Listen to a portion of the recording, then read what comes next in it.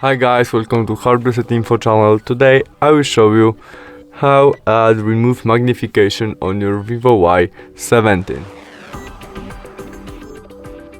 The first step, in main menu we must go to the setting, where we have option more settings there, and scroll down to accessibility.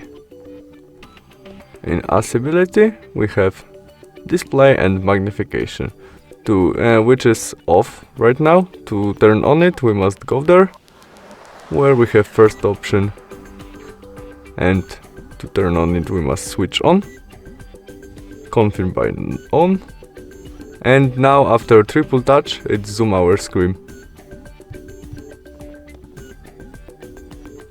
To turn off it we must triple touch again. And that's all. Thanks for watching. Bye.